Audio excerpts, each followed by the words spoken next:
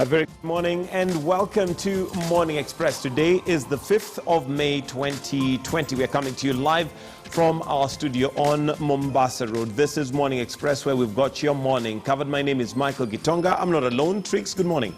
Good morning, Michael. How are you doing this morning? Very well, thank you. And keeping safe? Social distancing as usual, but of course the show must go on with all that is happening, and today we're going to be taking a look at what's making headlines across board. As is our customary, we'll be taking a look at what the Kenyan press has prioritized in their front headlines, and far from that, you'll be holding a discussion later on, right? Yes, and the discussion today is centered on places of worship. We do know that Kenya is a somewhat religious country with, well, it is claimed 85% Christian and a good percentage that is Muslim as well.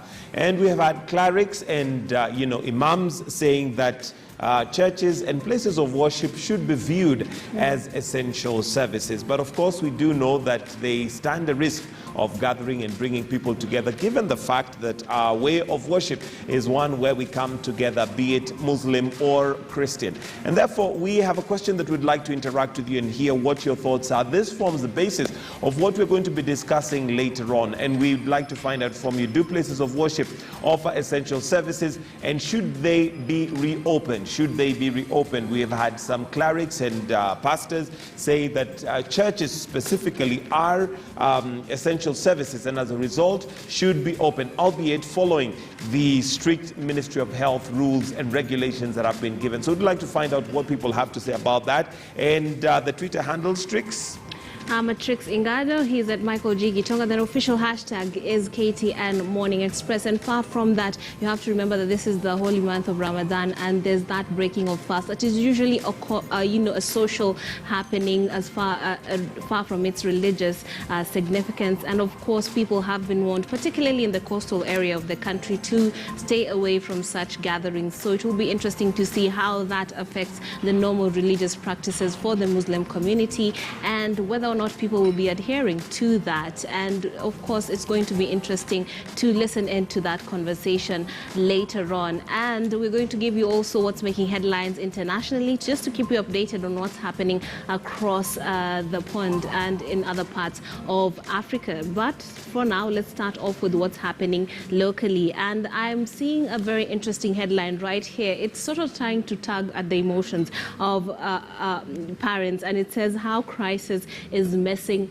our children. That's how the Standard is putting it this morning. And it goes further to outline the various ways, the measures that have been taken to ensure that you protect yourselves and each other from coronavirus that are also affecting the school going and the education of students locally. Now, there are the various areas of it that have been covered, and they say that dropouts will be on the increase because some of the children are going to be lured into certain activities such as drug use and early marriages, and then it shows that inequality has come out to the forefront. Far from that, also it predicts that injustice is another way that children are being messed up, because it says ongoing digital learning opens stage for unequal access, setting the stage for future historical injustices. Because while the more affluent, or rather the more well-to-do families are able to ensure that their kids stay in school, or rather keep up with their education, there are those whose parents are off trying to make a living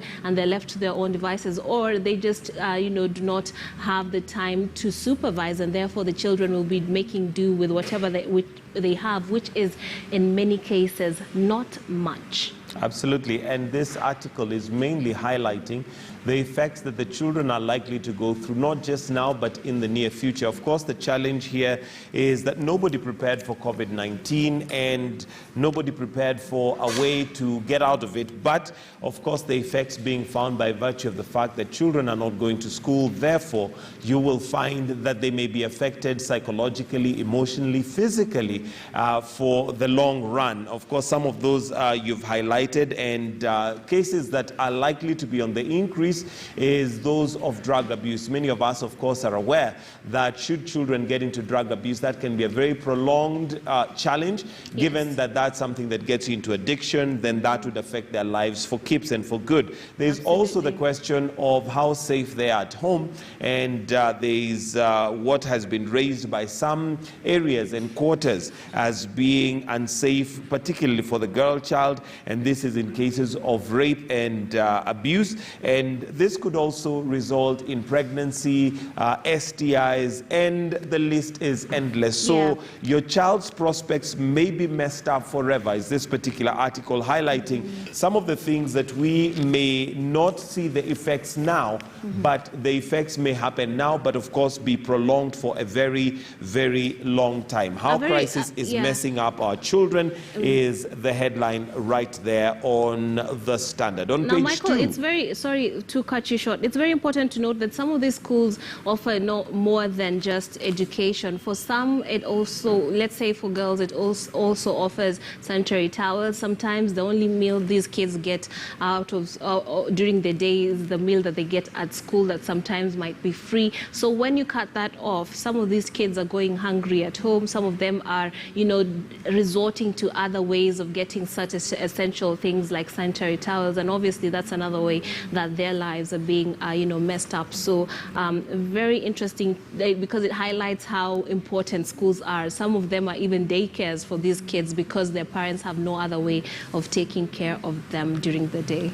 All right, and on to page 2 of the Standard, a rather alarming story there. Although this is not the first time that it's being featured, we've seen this before, and it's alluding to the fact that our blood banks have run dry. Alarm as National Blood Bank has no single drop, which of course is worrying, and this is because at one time, I remember when the Kenya Blood Bank was one of the healthiest, so to speak, in terms of reserves.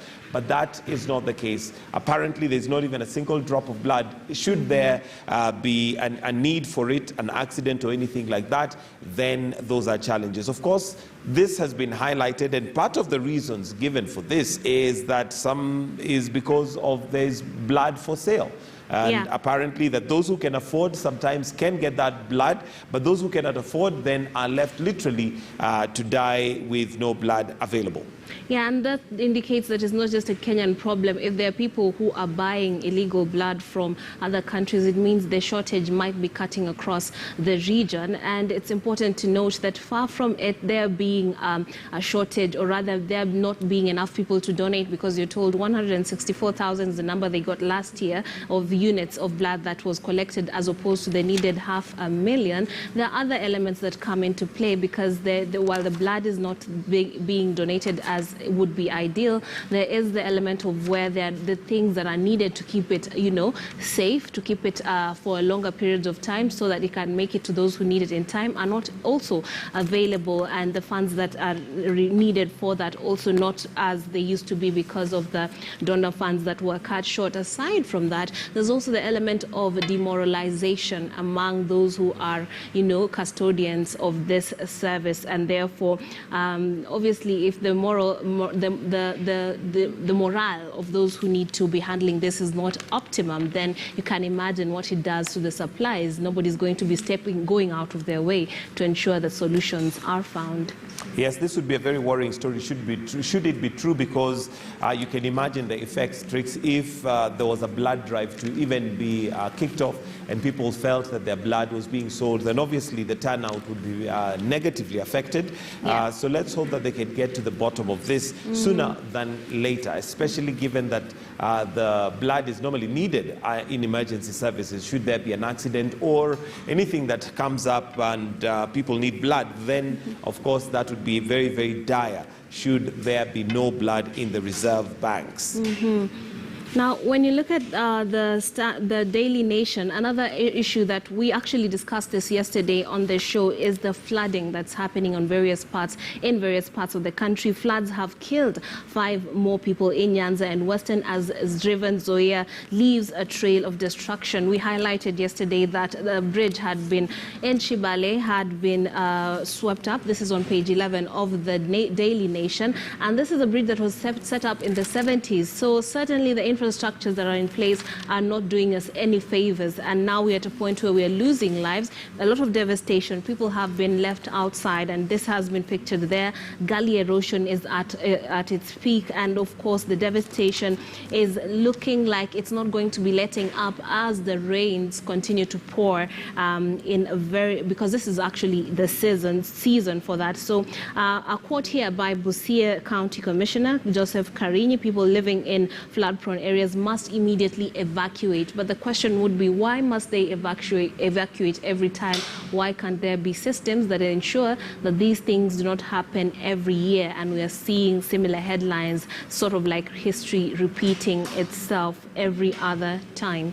Yes, and we've seen these floods literally affect roads. We have some roads which have been closed. Others have actually been flagged down as very dangerous and to be approached with caution.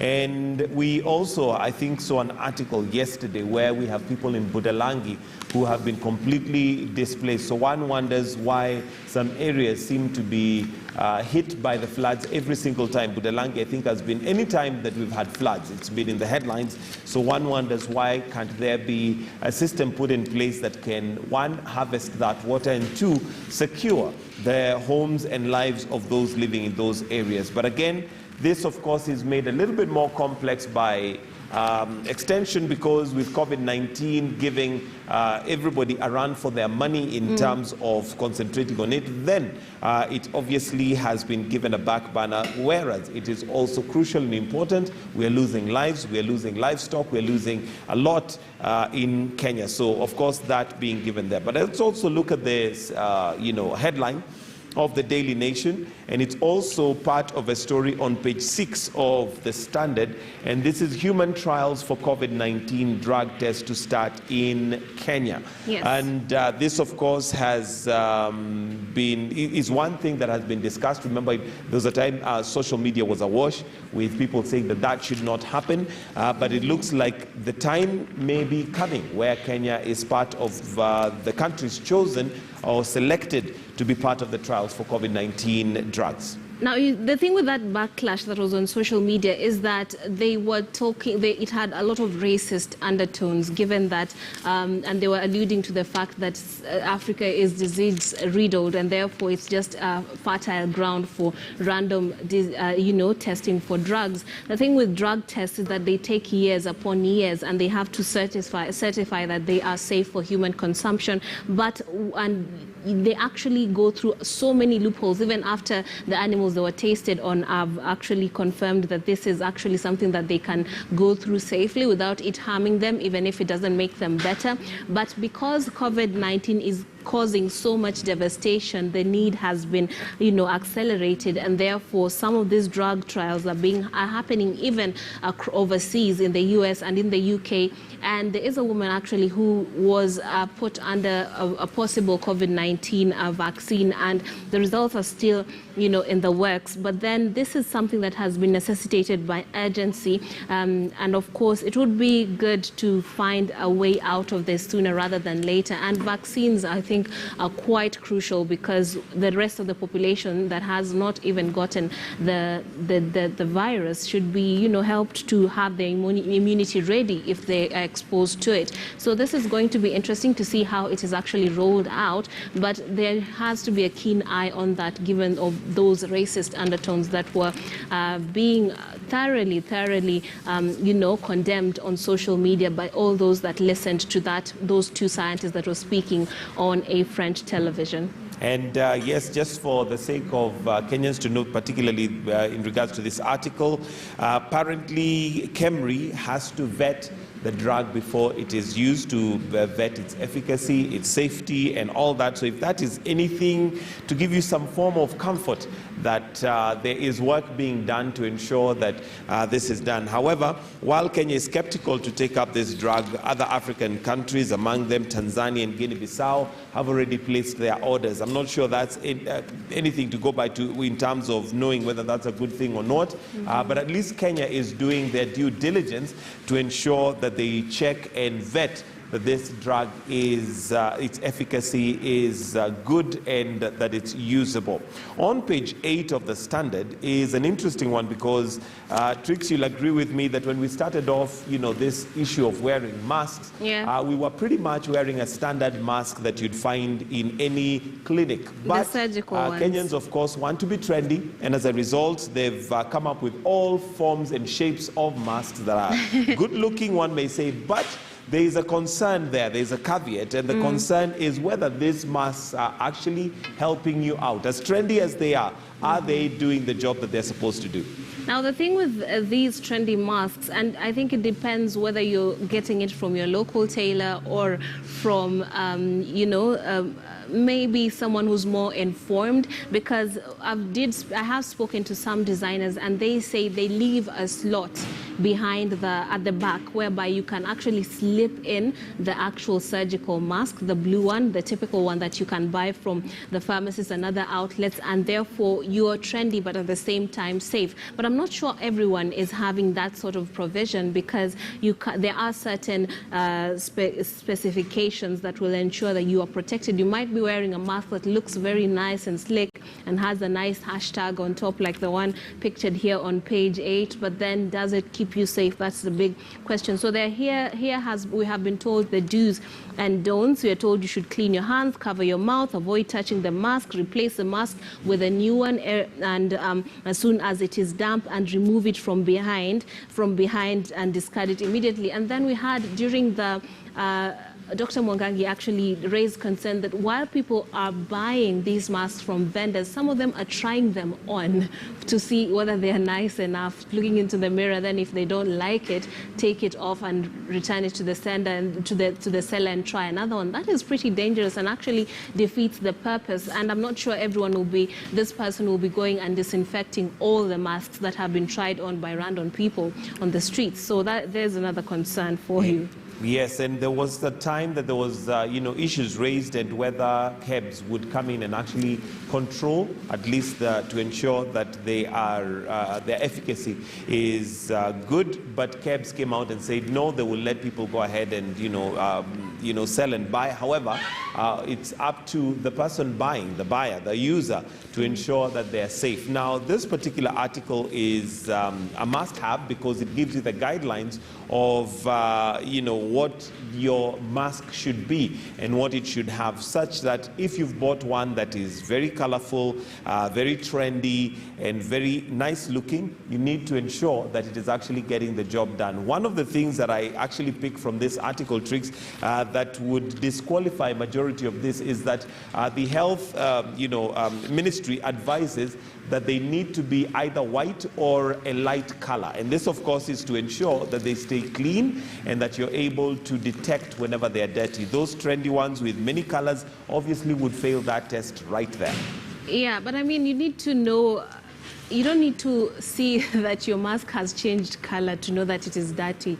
I feel like you should know how long you've been using it before you change it. If you're waiting for it to change color, I mean, that's well, I think given the pollution that we have in the country, you may not even be wearing it for a matter of days. It could be a matter of hours. If you say, for instance, depending on how you travel, just move from, say, Mombasa Road to the city, depending on the traffic flow and all that, you might find that by the time you get to the city center, your mask has already changed color, just out of pollution. So it may not even be a matter of days, but rather it helps you just keep tabs and tell whether it is time to change it in a matter of hours. But there you go. Those guidelines are on page 8 of the Standard, and get yourself a copy to see that. On page 12, of course, celebrations are things which we have had to look for different ways of doing, and today happens to be the World Midwives Day. So the midwife celebrations are still going to go on, albeit without gathering, but through technology, and that's covered on page 12. Yeah, and this has brought to the fore concerns about the safety of the people who are, or rather the women who are expecting to, deliver their children at this point in time, what the midwives, the length they're going to in order to protect their children. We had a story last night by Timothy Otieno just highlighting some of the very strict measures that are put in place by these midwives in various hospitals to ensure that the people they're treating are safe and they themselves are also safe, because maternal care is something that we're still building upon and ensuring that it is at its optimum right now, because there's the health of the midwife, the health of the mother and the baby that is being delivered, and it's just something that is quite sensitive, particularly right now. So the headline right there puts it quite fairly. Midwives celebrate big day despite COVID-19 challenges, and officials say they will use virtual meetings through technologies like Zoom, WhatsApp to mark the International Midwives Day. So as you can see, technology is still being used in order to enable that people keep in touch, and some of these very important days and important functions continue to be held, because it highlights a lot in terms of how we are actually handling the mothers, expectant mothers. And when you read the article, you'll find that there is actually a mother that has been quoted saying she is quite worried because her D-Day is approaching, but then there's COVID-19, and you know, how is she exactly going to access this facility? How is she going to go about it and ensure that she remains safe and her baby is something, she comes back home with her baby safe and sound? So this will be an interesting one to see the milestones, at the same time see some of the measures that are being taken by our medics. All right. And let's look at a few articles in the Daily Nation, and one of the pictures there on the front page is Ugali will cost more. Our maize is rotten. Of course, this is not very good news, especially given the times that we're in. We're already facing very, very tough times with COVID-19 keeping us all busy and guessing as to how things are going to roll out. So having our food reserves, depleted, and not just depleted, but out of carelessness, having rotten maize, that of course will upset many. But bottom line is the price of our food is likely to spike, not just because of the environmental issues that we're going through, but by virtue of the fact that our maize reserves are rotten. Yeah, the maize reserves were already depleted at the beginning, and I remember when the budget for this financial year was read, there was a lot of outcry from farmers because even there were no subsidies. Let's talk of fertilizers and what have you. They felt they had not been considered enough when it comes to their produce and how it is handled and sold, and therefore profits that are supposed to circle back to them. Another issue is the locust invasion that has been highlighted in this article, that is also not doing us any favors, and it's something that we have not really focused on after COVID became a whole other issue. And then we have the economy taking huge hits after it's basically on its knees, as the article puts it. And so all these things are just culminating into forces that are ensuring that the prices are skyrocketing. And right here we are told more about it. It's on the back page of the Daily Nation if you want to know more about why your plate of ugali shall be costing you more. Yes, and unfortunately we resort to measures that are normally expensive and possibly also may be under the hands of cartels. So the solution from government is to import. Since the maize in the reserves is depleted and rotten and not fit for human consumption, what are we going to do? Import. Yeah. And we know we've had enough maize scandals when it comes to importing. So there you go. The article is in the Daily Nation. And also the issue of aflatoxin. You remember we were told that our maize is poison, basically, because the reserves, the ones that we have, even after all them surviving all the difficulties, then we have those reserves that have that basically are thoroughly contaminated and therefore not good for your consumption. And we've been told by the experts that aflatoxin is a carcinogen and therefore something that should not be consumed. If maize has gotten to that level, it should not be consumed. So this is yet another thing that you can pile on top of that list that will ensure, that is making now the government feel like there is need to import those made, and we are importing possibly from our neighbors. My question would be, why aren't we learning from how they are working on reserving their maize? Or is it, as you had put it, a question of said cartels. Absolutely. And before we wind up matters political on the Daily Nation, we have a story on the Deputy President and Jubilee in general, powerful party organ that is giving Uhuru Ruto sleepless nights. And of course, we know there has been quite discord in Jubilee, and this, of course, is, as we've seen things happen. We have the Deputy President on record raising issues against the SecGen on some of the decisions that they had made in changing the leadership in Jubilee. We've had those allied to the Deputy President coming out very strongly and condemning some of those moves and saying that they're going to be corrected. But that seems to be continuing. Insiders in the ruling party have revealed the reason why Uhuru and Ruto both need the NMC to gain total control. So that's an article that, particularly for those who'd want to know what is happening in Jubilee and where things are, this would be an article that would be interesting to read. Yeah, and quoted here is Nyeri Town Member of Parliament Wambugu Ngunjiri saying that the fears in Ruto's camp are as a result of the fact that the constitution of the Jubilee Party provides that NMC can act on behalf of the NEC. So this is just a continuation of a story that has been making headlines from 3 days ago. You need to take a look at the Daily Nation for that and figure out whether this interests you, because I feel like right now the country has more, problems than party politics. But obviously, given the prominence of the individuals being named in these stories, we have to talk about this. But COVID-19, flooding, the education system that is basically in a crisis right now are stories that are of more and bigger priority other than the party's, Jubilee Party's woes.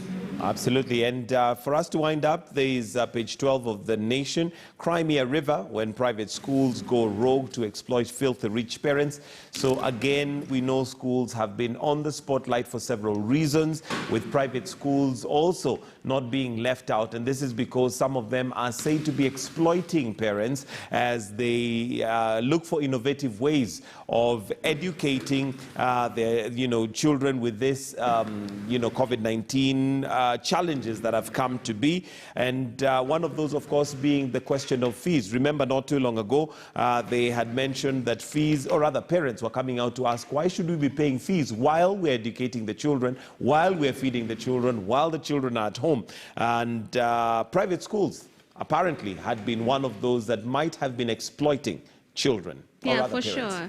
Absolutely. And reminds me of that fee package that included swimming via Zoom. I mean, some of these things are quite hilarious. But obviously, they need to speak out and go against this because you want a good education for your child. It doesn't mean that you have to put up with this kind of exploitation. And of course, this is something that is developing the whole system. Private schools, public schools are all in a crisis, and everyone is struggling to survive. The reason why private schools are hurting is because now they are struggling to have salaries for their teachers, maintain their utility bills, and obviously keep up with their education. And those Zoom calls that are happening in those households need actually internet access. There are a lot of costs that go into teaching and keeping up with their curriculum, but at the same time, it does not make it okay to take advantage of the teacher, the richer parents, so to speak. Now, I just want you to remember that we encourage you to keep abreast with the conversation, keep up with what we're talking about. And today's question on Twitter is, do places of worship offer essential services, and should they be reopened? Do places of worship offer essential services, and should they be reopened? Get on Twitter. I'm at Trix Ingado. Michael is at Michael G. Gitonga. The official hashtag is KTN Morning Express. Let us know what you think, and we will be making you a part of the conversation. And this does not have to be any particular religion. Wherever you fall, do you think that it is okay to make it that we can actually gather for religious purposes? All right, and we're going to take a short break. When we come back, let's have that conversation. And do let us know what your thoughts are. Do places of worship offer essential services, and should they be reopened? That's where we're going to start off the conversation from.